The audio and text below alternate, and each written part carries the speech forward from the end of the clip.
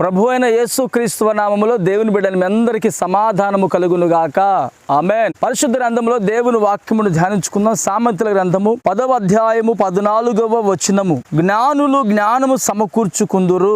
ఆమేన్. ఈ రోజున మనిషి ఉదయం లేచిన దగ్గర నుంచి రాత్రి పడుకునేంత వరకు సమకూర్చుకుంటూనే ఉన్నాడు. ఆ సమకూర్చటం వలన తిన్నాడో తాగాడో లేదో కానీ రెక్కల ముక్కలు చేసుకుని సమకూర్చుకుంటున్నాడు.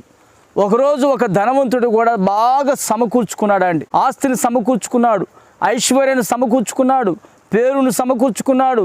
అనుకుంటాడు తన మనసులో, నా ప్రాణమా తినుము తాగుము సంతోషించుము సుఖించుము అంటున్నాడండి. అయితే ఆ రాత్రి అంట దేవుడు ప్రత్యక్షమై అంటాడు, నువ్వు సంపాదించుకున్నవన్నీ ఏమైపోతాయి?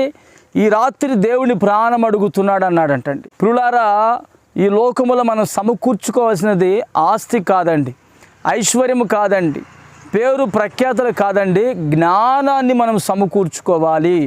ఇది జ్ఞానము దొరికే సమయం అండి. జ్ఞానము బహు విరివిగా విస్తరించబడుతూ ఉన్నది.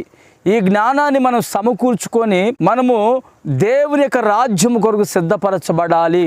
మరి జ్ఞానాన్ని సమకూర్చుకోవాలంటే ఎలా సమకూర్చుకోవాలి? బైబిల్ గ్రంథంలో ఒక మాట మీకు తెలియపరుస్తాను. చీమలు వేసవి కాలమున ఆహారాన్ని సమకూర్చుకుంటున్నాయి. ఏమంటాడో తెలుసా జ్ఞానకర్త? సో మరి చీమల యొద్దకు వెళ్ళు, వాటి నడతలు కనిపెట్టి జ్ఞానము తెచ్చుకొనుము అంటున్నాడు. అంటే వేసవి కాలమున ఆహారాన్ని సమకూర్చుకుంటున్నాయి, అవి చాలా జ్ఞానము కలిగి సమకూర్చుకుంటున్నాయి. ఎందుకనంటే రాబోతున్నటువంటి ఈ వేసవి కాలం తర్వాత వచ్చేదే వర్షాకాలం అండి. ఆ వర్షాకాలంలో తిని కూర్చొని హ్యాపీగా ఉండడానికి వేసవి కాలంలో అవి సమకూర్చుకుంటూ ఉంటాయి చీమలు. మనము కూడా రాబోతున్నటువంటి ఉగ్రత నుంచి తప్పించబడాలంటే సమయం ఉండగానే జ్ఞానవంతులుగా జ్ఞానము కలిగిన వారముగా మనము సమకూర్చుకోవాల్సినది దేవుని వాక్యమైనటువంటి జ్ఞానాన్ని అండి. ప్రభు అనేటువంటి యేసయ్యను మనం సమకూర్చుకోవాలండి.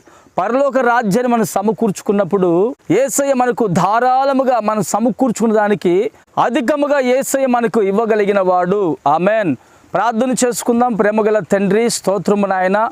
ఈ లోకములో మేము సమకూర్చుకున్నవన్నీ మట్టికి మన్నైపోతాయని, మేము సమకూర్చుకోవాల్సింది దైవ సంబంధమైన జ్ఞానమని, ఆ జ్ఞానము మేము బ్రతికి ఉండగానే చీమల ద్వారా నేర్చుకుని వారమై సమయం ఉండగానే జ్ఞానాన్ని సమకూర్చుకొని ఆ జ్ఞానము వలన పరలోక రాజ్యము కొరకు సిద్ధపడేటువంటి దైవ సంబంధమైన మనసుని ఈ రోజున వాక్యం ఉంటున్నటువంటి ప్రతి ఒక్కరికి మీరు అనుగ్రహించి మహిమ పొందుకోమని యేసు నామమున ప్రార్థిస్తున్నాను తండ్రి.